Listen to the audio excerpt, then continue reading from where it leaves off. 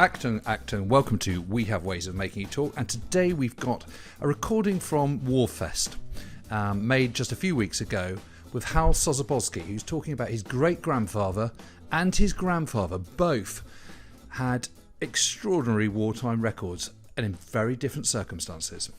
May I say what a pleasure it is to be here. When they asked me to do a personal history, I said, great, PowerPoint, I'm a professor at Brighton. I said, no PowerPoint. I said, OK, well, there's little cards then. No, it's live and unscripted. So I'm going to break the rules. I've got a little bit of some notes here I'd like to refer to. And it's going to be literally a fond and affectionate biography, but also a passing nod, if I may, to the General's son, the Major, because he was such a modest man. He never talked about his own achievements. He spoke only of his father's, and yet he was a recipient of the Virtuti Militari and a hero of the Warsaw Uprising. So it's my duty and pleasure, and far more the second than the first, to make sure we know about him. So the general was born in 1892 in Stanislavov, a Galician town in Poland. His father, a railway worker, died when he was quite young. So he was drawn to leadership first in his family. He made money by doing tuition for his fellow pupils. And if you read his book, Freely I Served, he tells a story of great hardship and so forth.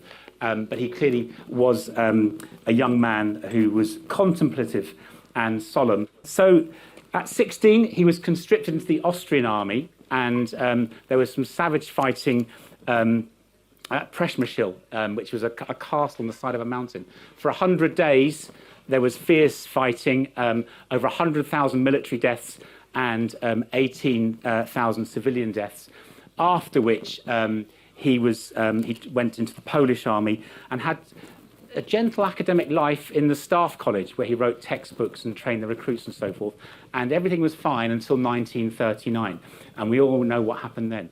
By then, he was in charge of the Children of Warsaw, a relatively elite regiment which fought fiercely during the occupation. And he was then awarded his Virtuti Militari. And I only realised this later on when I give this lecture all over the world about the general. When he was forming the brigade, he was wearing a Virtuti Militari, and I couldn't work out how he got that so early on. And one of my buddies said, no, he got that for his fighting in the Warsaw Uprising. The Virtuti Militari is 1792. It's like a Polish Victoria Cross. And allegedly, if Wikipedia is to be believed, which it often isn't, is the longest or the oldest military decoration that's still being handed out. He was the Children of Warsaw capitulated eventually, and he was put in a prisoner of war camp, the Zirodov POW camp. He promptly escaped. And this is where he and his son went on divergent paths. His son became the commander of Collegium A of the Army Cracovia, the home army. And we'll talk about the dirty war they had to fight a little bit down the line. But the general escaped on a ship called the Abdopol with about 3,000 other, a ragtag of Polish soldiers escaping. And they arrived in England, and the British didn't know what to do with them. Now, I'm sure you think this will be a very partisan lecture, biased completely in favour of the Poles, and that's exactly what it will be. So, British as I am, because I was born here, I'm going to tell it as I find it, and then we can bump heads after the lecture if you want to, about all that. But the reality was, I don't think the British knew what to do with the Poles, because they were all over the place. They were just a whole ragtag of soldiers. Some of them were criminals, some were quite sick. So they sent them to Scotland for the military equivalent of giving them a colouring book and some crayons and say, you go and keep yourself busy over there. Now, the soldiers were divided into three. General Maciek and General Paszkiewicz took the cream of the cream, the officers and the fittest soldiers, and Sosabowski received the rest. But he was delighted to do so. He said, I'm going to lick you into shape. And we've made no mention of parachutes hitherto. He hadn't even thought about having a parachute. In fact, they were first called the Canadian Rifle Regiment because they thought they were going to get lots of Canadians. And so the name had various iterations. And then either somebody's mentioned it or he had this brainwave, The Shortest Way, which was the title of one of his books. You drop on like an eagle onto your enemy, and the whole thing about parachuting came to be. So he started licking the Poles into a Parachute Regiment, and at some point they were called the 1st Polish Independent Parachute Brigade. Independent of everyone, although they were resourced by the British because their goal was to liberate Warsaw. Now, they were given the resources that were of no use to anyone else, so they had to make do, and they ended up in a place called Largo House, which is a beautiful, it's like a chateau in Scotland, which is hideously overgrown now. And they had to make do with what they had. So they made literally things to train parachutists out of wood. It was like a child's assault course. It was called the Monkey Grove. And they literally used this. And he licked them all into shape. A lot of the soldiers were quite ill, underfed. And if you ever come to my 2-hour lecture, because I give a 2-hour lecture on this, it's a cracking lecture, seriously. No, if you've got a dinner you want to have a speaker at, there's no charge, of course. It's my pleasure and duty, but far more of a pleasure to talk about my great-grandfather and my grandfather. But anyway, they had the resources that no one else particularly wanted, and that extended eventually to things like the Whitley bomber. Now, I don't know much about aeroplanes, but I do know, or I've been told, that the Whitley bomber was very, very slow. In fact, if you saw a Whitley bomber coming towards you and you're on an anti-aircraft gun, you could light a fag, go and have your dinner, come back, and still shoot it down. And the fact was that the Whitley bomber, a parachutist would exit not by the side, but by a hole in the floor. And one of the rites of passage of the Polish parachutists was called ringing the bell. You weren't a para until you clipped your jaw and lost a few teeth by hitting your jaw on the way out. At that point, Sergeant Valentinovich devised the Gapper, the eagle, which is here, you can see on my little thing. This, by the way, is my ZPS gold badge. It's a badge given for feats of absolute heroism and bravery, which I conducted with a laser pointer and a laptop whilst giving lectures around the world. And it's quite sweet. The general got the first one, and I got the last one, allegedly, which is quite a nice beginning and an end to the story. But it's important we tell this. So at the Gapper, the diving eagle became the symbol of the Polish paras, which is a symbol that they use to now. And so, over a period of time, it was about 4 or 5 years, my great-grandfather turned what was a rabble of disparate and eclectic soldiers, some of them weren't even soldiers, into a brigade, and the goal was to liberate Warsaw. Now, I give this lecture and I say these things, and of course, there's a delightful chap called Colonel Mike Russell who wrote several books on this, and he sort of took me aside and said, yes, that's all very well, but the reality is, could a brigade really liberate a city? And I thought, actually, fair point. So it was all about the aspiration to liberate Warsaw rather than the actuality. I don't know that could actually have happened, but that's what drove the soldiers along. And so when they were eventually seconded to the 1st Airborne and sent into Arnhem, that was kind of a big thing. They wanted to fight, of course, but more than anything, they wanted to fight in Warsaw. But nevertheless, they went with a good heart, and that's what they did. Now, one of the things I like is being a sciencey nerd, as you can probably see from my notebook, and if this doesn't fly, this lecture, we can convert it into a lecture on the elements, because the periodic table's my thing. If you like the Geiger Aliens quadrilogy, you know, Alien and Aliens and Alien Resurrection, it so happens that on Aliens, the second film, I am going somewhere with this, no fewer than 3 of the colonial marines were named after actors in Market Garden. There was Hicks and Frost, which are the obvious ones, but Wierzbowski was one of the Marines, and he was a delightful chap called Edmund Wierzbowski, who was a CO in the 101st. And this happened because James Cameron, when he was writing the screenplay, apparently was reading Cornelius Ryan's book, which I think is a delightful fact, and by the nods I'm seeing around it, so do you too. Anyway, so at some point, the brigade has been seconded to the 1st Airborne, and they did that with a good heart, although they were a little bit uneasy about it. And by this time, my great-grandfather had fallen out with Frederick Browning. Now, I know we've heard earlier on that Frederick Browning got a very bad press, but I'm all for it. I'm very much in support of that approach, because I have read the letter that he wrote about my great-grandfather in George Cholewczynski's book, where he described him as difficult to get on with, which he probably was, because we all are, it's genetic for us, but also incompetent and all these other horrible adjectives, which really were, there was no need for it. But the reality was that the brigade was seconded to the 1st Airborne, and A Bridge Too Far isn't the kind of the gold standard of Arnhem, and I have got a soft spot for the film for several reasons. First of all, they had to condense 5 or 6 days into perhaps 2 hours of screenplay, point one. But also, Gene Hackman really did capture the character of the general beautifully. He was as cantankerous as you saw, and the reason I can tell you that is they sent researchers to talk to Major Sosabowski to say what were his mannerisms. And there was one, the two scenes that I love are the one with Jeremy Kemp, when he's the RAF guy pointing out, and Sean Connery says, well, in heaven's name, presumably you want us to land somewhere. And he said, yes, it's actually off the map over here. And he walks up to Jeremy Kemp and says, just checking whose side you are on. Which, I don't know if he said that. It's the sort of thing he would have said, because he said it as he found it. And of course, the other brilliant one is with Denholm Elliott, who's the sort of affable weather guy, saying, that's the thing with fog. It moves. He said, of course it moves. And that's how he was. So they did capture it relatively well. And so General Sosabowski was disappointed not to be going to Warsaw, especially because the AK had sent, before Operation Tempest, a cipher saying, please come and help us, but it didn't happen. But he said straight away, it can't work. How can it possibly work? There are 9 different reasons.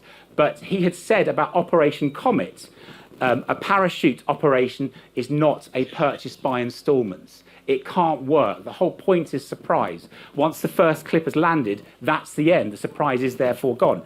And of course, that wasn't the way things were done in the British military machine. And he got a name for himself for being sort of over-assertive, and that never left it.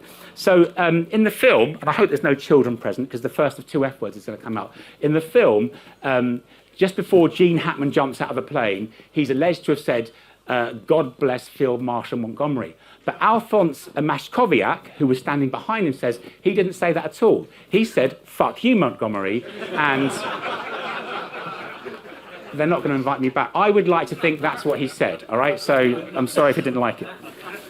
The one bit I didn't like about the film, and this is just a pet thing, there's a scene where a young British chap swims the Rhine, because the radios won't work, and he said, I'm terribly sorry, General Sosabowski, but that wasn't a British soldier, that was Captain Zwolansky, who was the liaison officer, Roy Urquhart's liaison officer, and I just thought that was a relatively unnecessary change they didn't need to make. And so, we all know the film, we all know the story, hopefully we've all read the book. It didn't work out, and if you ever get to see my lecture, we sort of analyse that to the nth degree.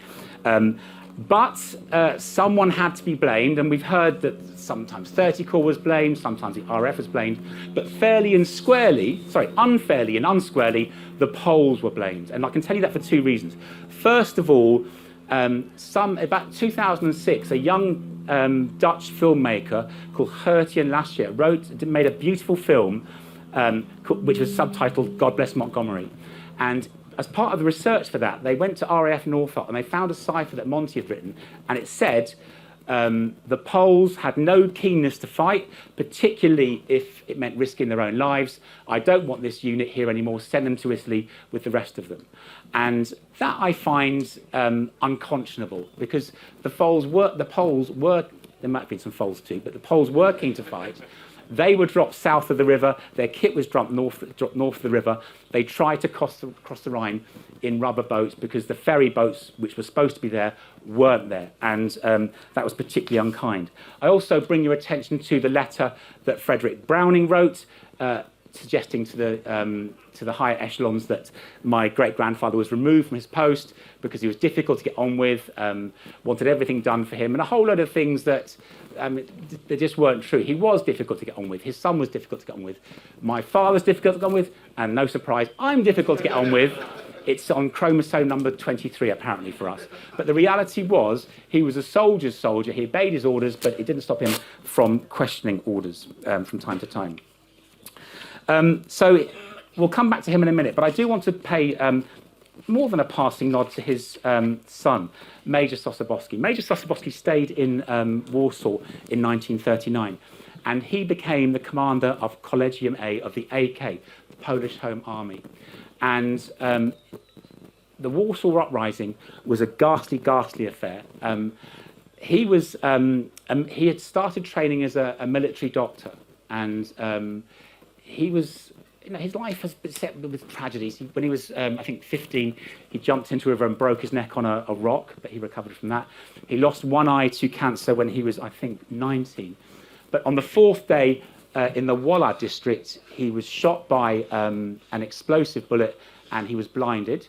And he was taken to St. Lazare Hospital, and it was his misfortune and Poland's misfortune that the Derlenwanger Brigade were there. Now, the Derlenwanger Brigade, and it's worth looking up, were the SS brigade that the SS didn't want in the SS.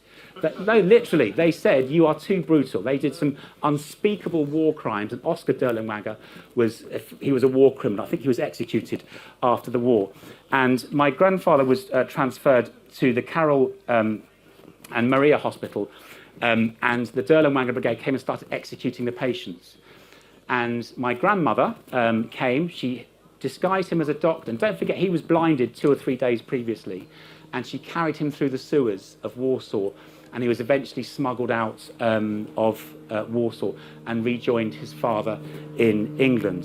And I say this because he died in 2000, and George Orwell once said, war makes monsters of us all. And it didn't make a monster out of him. He was, if there was ever a definition of nice old man who felt fortunate, it was him. He said, I broke my neck when I was 15, I lost one eye when I was 19, I lost the other eye when I was in my 20s. I'm living on borrowed time, I'm lucky to be here. Which of us would say that when you've just lost your sight? I just couldn't get in front of it. And to my shame, when I was in my teens and 20s, you know what? I didn't really care about all this. I wanted to do what young men do. It's only when I had my own children, when I was in my 30s, I started sort of thinking about it. And when my grandmother died, he stayed in his house. He said, you're going to take me out of here with my boots on, even though he couldn't see. And he had some people bringing me his lunch and stuff. And I used to go and see him every couple of weeks. And he started opening up. And he said, I think about the people I had to kill, because there was no Geneva Convention for us. One time we needed a German uniform. We were driving down the street in Warsaw. We saw a 19-year-old boy. We kidnapped him. We executed him and took his uniform. He just said it like that. And I sort of then realised, probably for the first time in my sort of wool-gathering brain, that it's not just the terrible things that we need to be grateful for that soldiers had to put up with, the terrible things they had to do or have done to them. It's the fact they have to live with that for the rest of their lives. And that's why they get made into monsters, except they don't. Somehow, he was just a lovely, lovely old man. He was so great in this whole the times we are at the minute. People talk about immigrants and refugees and stuff. He just used to go on about how grateful he was to this country, which, had, in fairness, had mistreated his father. And he went back to the hospital. He was a physiotherapy doctor. He contributed. And when Granny died, I went to see him, of course, and he was on the phone, and you could tell he was talking to the machine, the state. And he was trying to explain something. I said, well, who are you talking to? Granny's died. He said, I was talking to the pensions, the office for pensions. I wanted to stop Granny's pension because, of course, I can't take one single penny to which I'm not entitled. And I thought only he would have thought like that. He used to go to St Dunstan's in Brighton, the home for blind ex-servicemen, and to my delight, his hobby was archery. Can you imagine in Rottingdean, they think, shit, the blind archers, put the car away, quick. It'd be like a fucking Strongbow advert with arrows shooting everywhere. And the thing was, so the way he did it, there was a little kind of he'd hung on for the height, and he'd hear the arrows hit those big straw targets, and the sound made a slightly different sound as it got to the middle. And he could beat anyone. He could beat me. He was quite happy sitting in his garden doing his archery. So he died in 2000, a month before his first great grandchild was born. He was taken back to Warsaw and buried with a full military honours that he rightly deserved. The general, he was demobilised effectively. He was offered, the Polish president, under pressure from various governments, but notably the British one, relieved him of his command of the brigade and offered him to be inspector of salvage and disposal. My great-grandfather declined politely. The brigade went on hunger strike, and he walked in and said, boys, let's have dinner together, and I'll go. He didn't kiss the colours, which is, you kiss the colours when you're leaving. He said, I'll be back. He left at age 57 with £300 in the bank and no pension, which I thought was an unnecessarily cruel thing to do. So he was not a businessman, let's be honest about it. He had 2 failed businesses, and he ended up working for £6 a week at, I think it was Acton Avionics Electrical. He was a storeman. And someone's got to be a storeman. I don't know that a 2-star general should be a storeman, but General Mache ended up being a waiter or a barman in Edinburgh. And the strange thing was that a lot of his soldiers were also working in the same factory. So they'd walk into the stores, snap to attention, of course, before then saying, can I have so-and-so? And it was, again, folklore that folks would walk into General Mache's restaurant and he'd walk up to take their order and they'd sort of jump up and snap to attention. And he said, no, it's different now. I'm taking your order for dinner. So, like I say, I kind of get to the point where we can ask some questions, perhaps. I really did like Gene Hackman's characterisation of my great-grandfather. It was spot on. He did speak like that. He died when I was 2.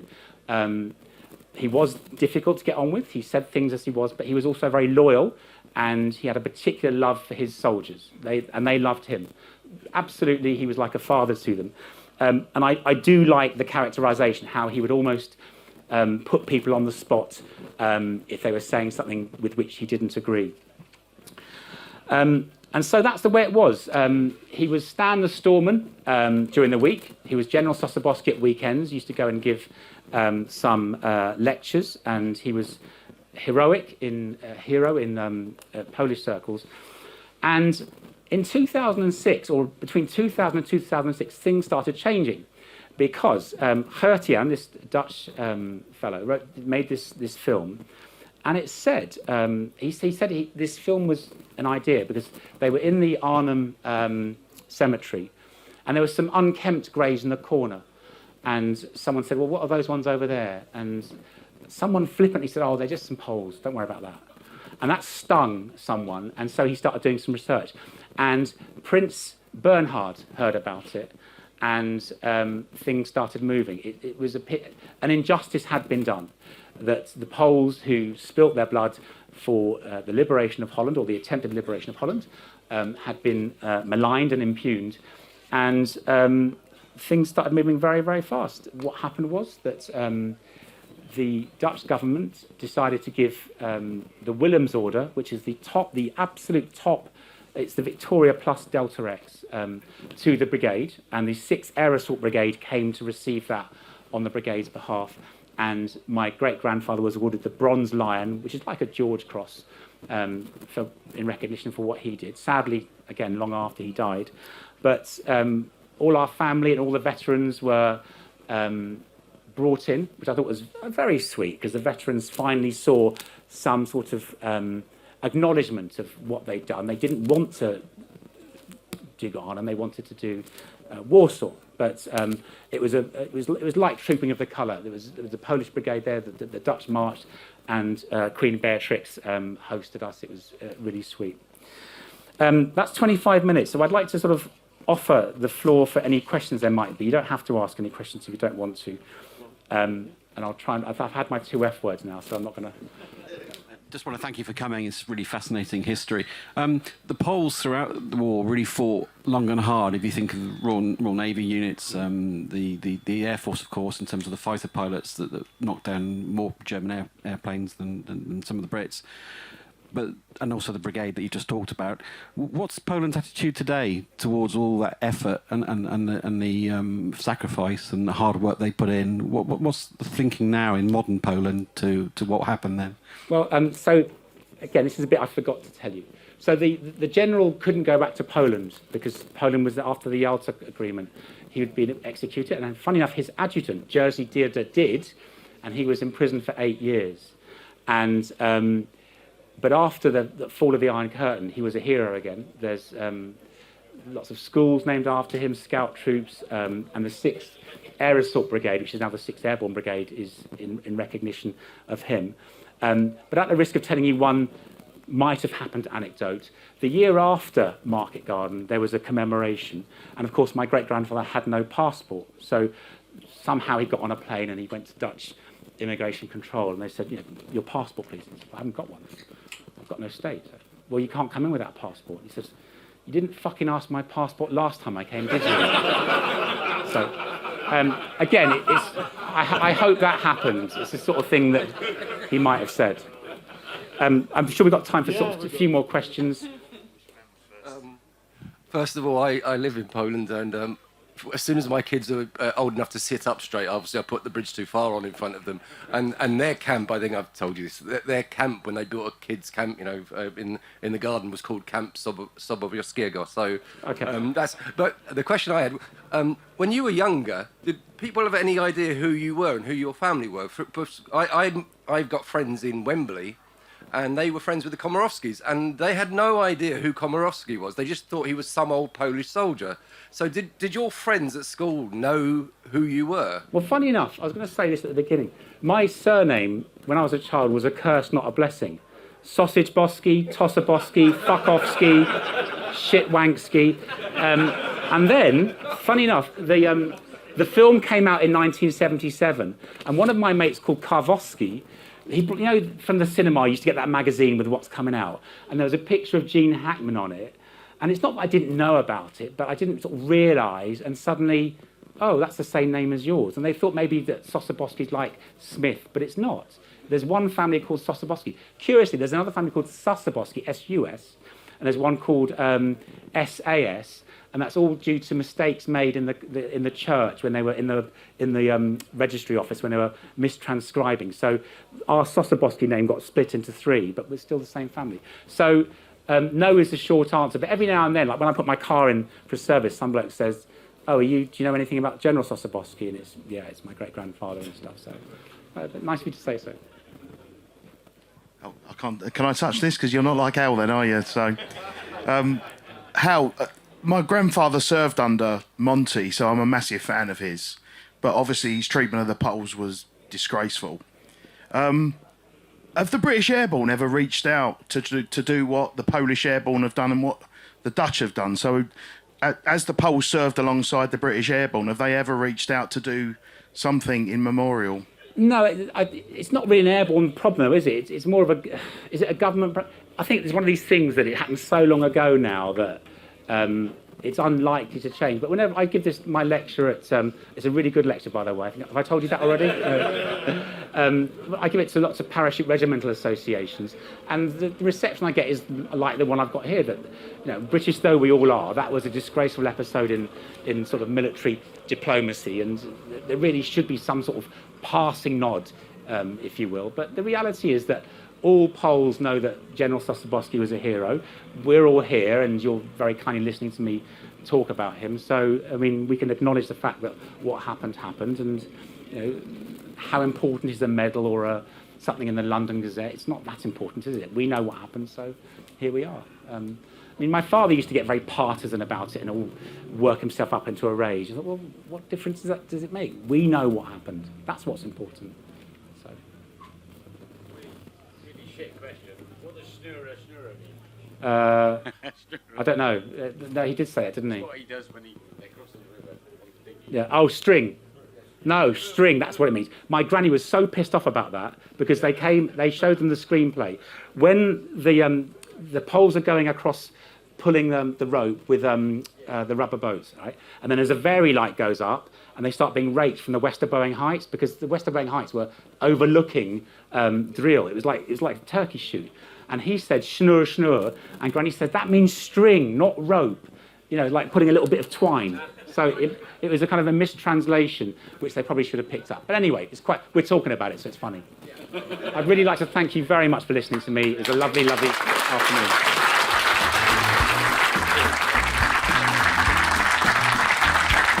Well, that's all we've got time for today, but I hope you enjoyed that. And do tune in again to We Have Ways of Making You Talk. Cheerio.